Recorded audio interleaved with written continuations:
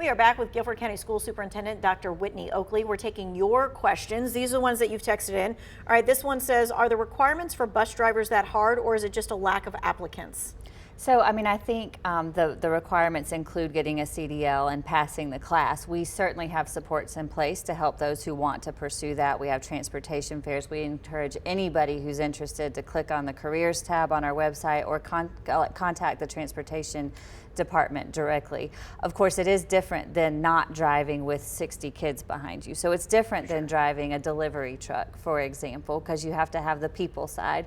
But we always encourage people who love children to apply to be bus drivers. Okay, this next question is, what's going on with the federal grants? They're pausing some things. How does that impact Guilford County Schools? I think we watch the news just like everybody else every day. I don't think school systems have an idea of the impact yet because that news hasn't filtered down to us, so we'll keep a close eye on it. We do receive federal grants. We have a mental health one right now, our Title I, Title II, Title III, Title IV. A lot of our special education funding is impacted federally. Of course, the USDA and our school nutrition program is also included, so we're keeping a close eye, but we don't know of anything yet that we know the extent of an impact, but we'll continue to stay in touch with our federal and state counterparts. Okay, when will Peeler Elementary open? So Peeler was one of the 3 schools that was destroyed by the tornado, and on that site is the new Visual and Performing Arts Elementary School that's scheduled to welcome students this coming fall. There's still seats available, and we're encouraging students who have a passion for the arts or theater or drama to go ahead and apply, so that can be a great launch when we enter the 25-26 school year. Okay, this person is saying, how much financial support does the school system get from the lottery?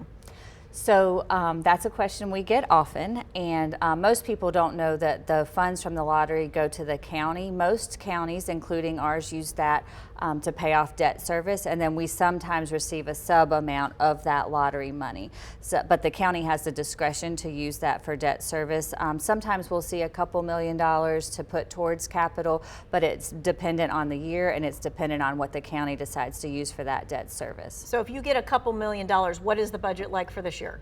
Just so people can put it into context. So we won't know fully yet. Or but last year we got between 2 and 4, but it's been less than that. It's been more than that. It really just depends, but it's not at our discretion.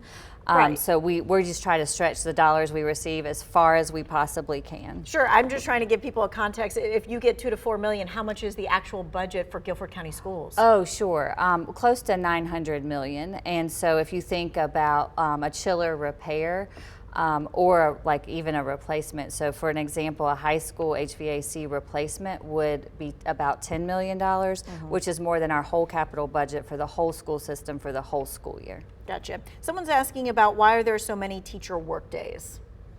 So we are required by the Department of Public Instruction to have 1,025 seat hours, and how we disperse those are decided by our calendar committee, which has teachers on it.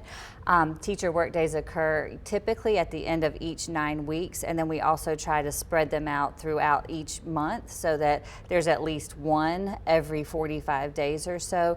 But that's developed by a calendar committee that takes things into account like religious holidays, spring break, and then state law in terms of school calendars. Okay, we thank you so much for your time and your expertise. We so appreciate you.